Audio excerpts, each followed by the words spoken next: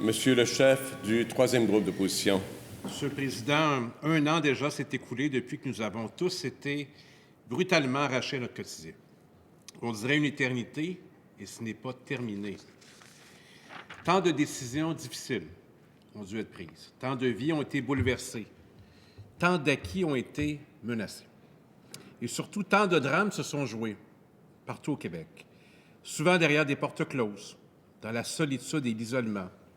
Le décès dans des douleurs atroces. Ne l'oublions jamais, ces personnes dont la vie a été fauchée prématurément par la COVID-19. J'adresse d'ailleurs au nom du Parti québécois mes plus sincères condoléances à leurs proches. Ces femmes et ces hommes, ils sont maintenant plus de 10 518 en date d'aujourd'hui, à l'heure actuelle. Le Québec a été durement touché et, disons-le, plus qu'ailleurs. Nous avons le devoir d'honorer leur mémoire et nous le faisons aujourd'hui. Toute l'Assemblée nationale réunie, ayant en tête ces personnes décédées, ces familles endeuillées.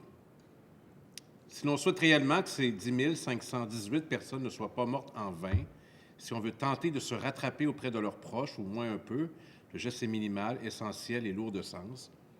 Il faut se souvenir, mais on doit aller de l'avant et investiguer davantage sur ce qui s'est passé. Je m'arrête là, c'est incontournable.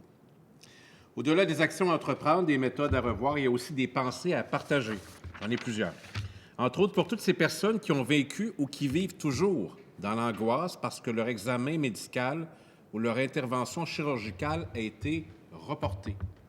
Je pense également à ces familles endeuillées de personnes qui sont décédées d'une autre cause que la COVID. Des familles auxquelles nous pensons. Leur décès peut être passé inaperçu pour nous, mais pas pour leur famille. Pour toutes ces familles qui ne pourront jamais rattraper ces ultimes moments en compagnie d'un proche mourant et qui sont condamnées à vivre un deuil incomplet et troublé sans autre option possible. Ça laisse des traces. J'ai aussi bien sûr une immense reconnaissance pour les premiers répondants, les travailleurs de la première ligne, préposés, infirmières, médecins, proches aidants qui se sont investis au-delà presque de ce qui est humainement possible. Gratitude, respect. Et les camionneurs, et les combien d'autres. Et qui sont toujours au front, faut-il le souligner.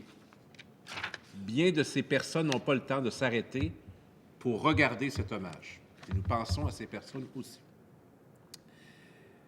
Alors, je l'ai dit, les travailleurs essentiels sont également dans le transport, dans le commerce, dans d'autres secteurs d'activité névralgiques qui ont permis à la société québécoise de conserver un semblant de normalité dans cette période de grande incertitude.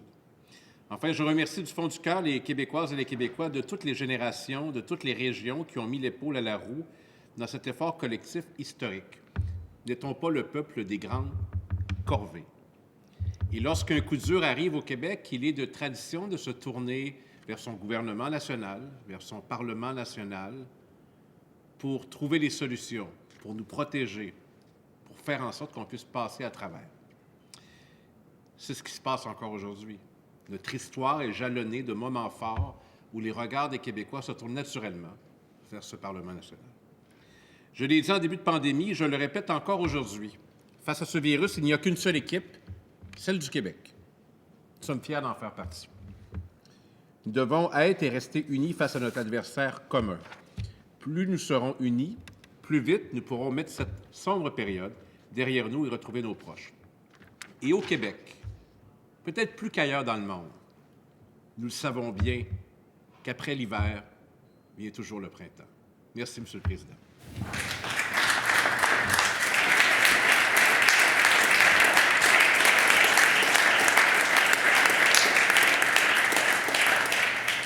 Merci.